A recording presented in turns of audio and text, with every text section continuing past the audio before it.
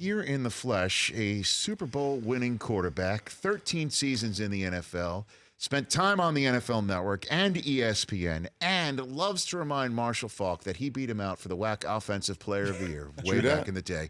Yeah. Trent Dilfer, good to see you. Nice to see you, Rich. By the way, always fun to be with you, man. That was a fantastic moment. I think that was at the Super Bowl. I forget which Super Bowl it was, where we were having dinner with Marshall. He still gets bothered. When he listens, we will both get text. The WAC, you were for Fresno State.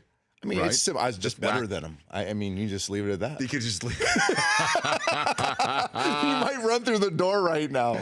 And now you're part of the new NFL Network series, Soul and Science, with John Brinkus, who's going to be out here shortly to join you. That'll be in hour number 3, but I wanted some one-on-one time with you first, since there's so much going on here. There is a lot. And you are the perfect person to ask about this, because last time you were on the show on the phone and you talked about how Josh Rosen has done a 180, okay, that he has totally changed, and that it seems that has not been absorbed by a ton of talent evaluators who could make Josh Rosen a top 5 pick in this year's draft. What do you think about the conversation of Rosen now that we're a week away from the draft, Trent? I think my big takeaway would be, and I'm like everybody else, now that I'm not on TV, I'm just kind of watching as a fan and listening to my friends talk about it, people I respect, people I don't respect, all the different narratives. I don't think people understand him. I think the people that love him have gotten to understand who he is and appreciate that type of personality, that type of mind, that type of competitor, perfectionist. The people that are like, oh no, entitled, came from money, not coachable, whatever these false narratives are, kind of like I was when he was 17. I coached him in Elite 11. They aren't willing to expand their brains to say, not everybody is like this, whoever this is, that there's different makeups of greatness. And he needs to be challenged. He needs to be challenged all the time. He needs to be stimulated. He is going to push back if you just tell him, hey, do it this way because this way worked for 3 other guys. He wants to know the why behind everything. I think that's a good thing. I do know this. I know he's fallen more in love with football over the past couple years than he loved it before then. I think he was so gifted at it early on. He was so successful that it became part of his identity. And I think the 3 hard years at UCLA and the 3 offenses and not winning all the time, he had won his whole life. He won in tennis. He won at John Bosco. I mean, he'd always won. And now he goes to UCLA, he doesn't win all the time. That's hardened him and made him relook at whether he loves football or whether he loves what football brings him. And 2 years ago, I would have said he loves what football brings him. Now, getting to know him and understand him more, I think he absolutely loves football. So let's take that in 2 pieces there for what you just said. Starting with what you saw in Elite 11. So all of the negatives and red flags that have been said about Josh Rosen now used to be viable when he was a 17-year-old? I think he would tell you that. If he was sitting right here, we just had this conversation in the airport in Orange County a couple weeks ago. I think he would tell you that. Yeah, I was immature. I was hard-headed. I wasn't that coachable. I thought I knew everything. I think he'd be the first person to tell you that. Right. He's not that guy anymore. Now, he's going to be a challenge in a good way. And I hope I'm communicating this properly. This is a good thing.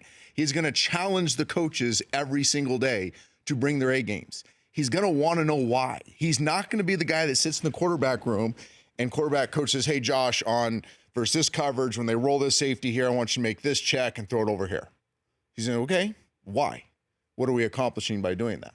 So you're going to have to bring your A game every single day. You're going to have to wake up in the morning as a coach, if you're coaching him, and say, okay, what can I do today to stimulate him, to challenge him so I get the best out of him? Because if I just bring my normal game, if I just show up to work, punch the ticket and come in, I'm just going to get an average guy. I'm just going to get a guy that's probably going to get bored. But if I come in today and I can stimulate him and I can challenge him with something and give him more power and more authority of this offense and make it more his, the sky's the limit for this kid. Because from a talent standpoint, a processing standpoint, there's not many that can do it better. So then here comes the second part. What you're saying sounds similar to what Jim Mora had to say about him. Yeah. But when Mora said that he's got to be challenged, he's going to ask why, that he needs to you need to make sure that his football life is a challenge, otherwise there could be a problem. that was viewed as a negative from Well, his the problem coach. is boredom. It's not that he's going to go do anything stupid. It's just going to be boredom. It's the same with a gifted artist or musician, right? If they're not stimulated, if they're not creatively stimulated, they're just going to come out with something. They're just going to get bored. So where do you think the best fit is for him? Knowing that what you just said, that a coach needs to bring in, coaching staff needs to bring its A game and be able to handle the questioning of their scheme. I don't think the Giants are going to draft a quarterback. I'm kind of with everybody else, Okay. but I think that's a great spot for him. I think the Jets is a great spot for him with Jeremy Bates. Jeremy's a smart guy. He's an intellect. He's a thinker. He's been around a lot of great football. His catalog of information is broad, and I think the city of New York is perfect for Josh. I think he will thrive off the energy, the sophistication, the scrutiny that comes with being in New York. I think it fits perfectly with his personality. And when I'm talking about challenging him and stimulating him, I think the fan base in New York will go crazy over this kid. I think he will endear himself to that particular fan base. I think either New York team's a great fit for him. So then what about the rest of the quarterbacks class? We saw Sean Payton this week say. Yeah, I was a little surprised by that. Basically that he's glad that he's not but woe to the teams that are in the top 5 of this draft that need to take a quarterback because most of this class, save Darnold, might not be successful. Well, you can say about any class, first of all, that may not be successful because they may go to bad situations. They may get thrown in the fire too soon. They may have their team decimated by injuries. You know, there's a lot of mays. From a talent standpoint, I'm surprised Sean said that. And I respect Sean as much as any offensive mind in football the past 20, 25 years. Which is why I'm asking you. I disagree wholeheartedly with Sean. I think this is a unique quarterback class. I got laughed at 18 months ago when I said this before I knew they were all coming out. When I was still on TV, I said 18 months ago, I think this will go down as a historic draft if they all come out at the same time. Now, I couldn't predict if they all were going to. But now that Darnold's out, Rosen's out, Allen's in, Lamar's in, Baker's in, I think there's tremendous value in a Luke Falk and a Mason Rudolph. I think both those guys can be in really good pros. I think it's wildly talented. I think it's different. It doesn't fit everybody's eye. When you watch tape these days, I think every NFL evaluator struggles with this. Anybody you have on the show will tell you this. It's really hard. I can watch 7 college games of Baker Mayfield and find maybe 25, 30 plays that are what I experienced in the NFL or what how I learned to evaluate NFL quarterbacks. Doesn't mean, I don't want to say transferable because there is a lot of Saturday offense coming into the NFL. But they just don't make that many decisions at the line of scrimmage. They don't see that many complex coverages. They don't see a lot of overloads that create problems with protections. They play at such a pace that they kind of get these defined looks. It's almost like what I call training camp offense. You know, when you go to training camp in the NFL, and the only guys who understand this are NFL quarterbacks. We think we should complete 85-ish% of our passes through an entire training camp because you're getting pretty much the same looks. You're familiar with the looks. It's your own team. It's a controlled environment. So you're pretty much throwing the ball to number 1 or number 2 every day, and it's can you play catch? That's what college football has become. It's not really quarterback as much as it is catch. So it's I say this long-winded explanation to simply explain that I could see why an NFL coach looks at it and goes, well, I'm not seeing anything that they're going to do for me. But you could have said that 5 years ago, too. You know, the game has just changed so much, and there's such a limited carryover between what they're being asked to do in college and what they're doing in the NFL that it's much harder to evaluate the level of competency. That's what I'm searching for of these quarterbacks.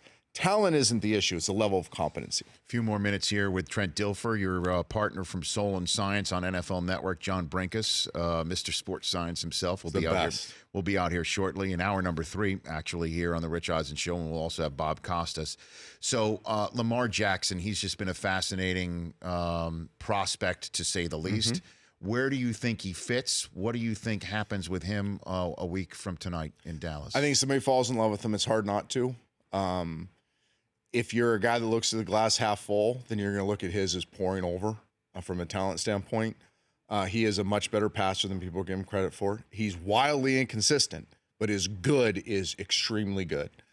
He does want to sit in the pocket and be a passer. Only 23% of his rushing stats in college were scrambling stats. So most of those yards rushing were designed quarterback runs. So when he drops back, he is trying to go to 1 to 2. He can process. He can throw the ball over the field. He's got some technical issues that will really hold him back unless he fixes them. Like what? Number one is his base. You look at every quarterback in the NFL that's consistent. They have a strong, wide base. The energy is drawn from the ground, so it's ground up. His is really narrow, and so when he strides, his stride frequency and his stride length changes, which changes your release point. If it's from the ground up, that's where the inconsistencies come from. But if there's any issue you want to fix on somebody easily, that's it. It's one of the easiest things to fix. We fix with high school kids all the time. Right. You fix that alone in 1 year of him playing the scout team quarterback and drilling him every day and teaching him NFL offense. I think he can get on the field in year 2 and be phenomenal. I mean, I was a Michael Vick fan. Were you a Michael Vick fan? Hard not to be, right? Sure. Michael said this. This is not my opinion. Michael said this, and I agree 100%. He is light years better than Michael was at this point. So Michael had a pretty darn good career. This kid is much better than Michael Vick was at this stage. Do you think the Patriots might be interested in him? I mean, because to me, that would be the most Belichick thing around. For him to basically say, "Look, before I go out the door in my career, I'm going to totally reinvent myself. The minute Brady decides to leave, I'm going to reinvent this entire offense. Watch me." That would be. I've not thought about that. That's actually really good. I'll tell you what I think. If I'm the Patriots now, again, Bills, throw up some more football than I'll ever know. Sure. To me, Luke Falk is the perfect guy to draft as the heir apparent to Tom Brady. Why is that? The rhythm of his life, his mentality is exactly like Tom's. I mean, Luke's been working out with Tom House in Southern California the whole time Tom Brady has. He has mimicked everything that Tom Brady does, not just on the field, but off the field. This is the most disciplined human you'll see in college. He's way more talented than people give him credit for. They have the same way of looking at the game. He's a completion junkie. I think him being the heir apparent to Tom Brady makes more sense than I've seen anything make sense in a long time, if that made any sense. It does make sense. As I was saying it, I was like, does that make any sense? No, it does. Luke Falk, to me, is if they want to maintain their current model. I kind of like where you're going, reinvent yourself, but the Luke Falk thing to me, when I was around, I studied Luke his entire time at Washington State, been down to watch him work out with Tom House, did him for these test him for these soul and science pieces. It's almost plug and play. They're the same type of guy. Last one for you, and again, you're back in hour 3. The pro side, the story this week that Aaron Rodgers might be chafing decisions are being made without consulting him. He denies it. He says that's not the case. What do you think as a longtime veteran quarterback in this league, knowing Aaron as well as you do, of what's going on in Green Bay right now? I won't speak for Aaron. If I were Aaron, I'd be pissed too. I think he's earned the right to have a voice in some of these decisions. How so? Like, what would that voice be? Here's the one thing I learned when I was playing. You have a lot of guys upstairs, the personnel guys, decision makers, right, that think they know what's going on downstairs, but they really don't. And they view everything from a trait kind of ceiling standpoint. Aaron has that unique ability because he's so smart from a football standpoint to understand both sides. He understands the talent and what it takes to be successful, the traits, but he also understands all the other stuff, the intangible, as you're going to hear us next hour talk about the soul part of the game, which is a huge part of it. And to take somebody with that type of brain who actually cares and who is all he wants is for the Packers to be better. That's his intention, I'm assuming. Why wouldn't you take his input? Why wouldn't you want one more resource to lean on? But what does that mean? Again, the question about it has been, what does that in what form does the resource intake take? Do you give him a choice between Jordy Nelson, like an actual personnel decision? We got to cut Jordy, we got to cut Randall. I think you empower him to be part of the conversation. He doesn't have to win the argument, but empower him to let him be part of the conversation. Why wouldn't you? And if you have a good reason, if you're the GM and you want to cut Jordy Nelson, at least hear me out. Where his value lays with me, the guy touching the ball every single snap. Now, if you want to give me an argument how it affects salary cap, aging, want to get rid of him before the down years, whatever the argument is, great, you're the boss, but at least hear me out. As the guy, let's not forget, they're not just quarterbacks. They're the captains of the ship. Every decision you're making upstairs isn't worth squat if the guy touching the ball doesn't have the buy-in. So every time that you're making a decision that affects the quarterback's buy-in, you're actually hurting the team. Trent Dilfer, man, you're the best. Trent Dilfer and John Brinkus, Soul and Science on NFL Network. We will talk about that next hour with Bob Costas as well. We'll wrap up hour number 2 in a moment. The Rich Eisen Show, weekdays at noon Eastern on Audience.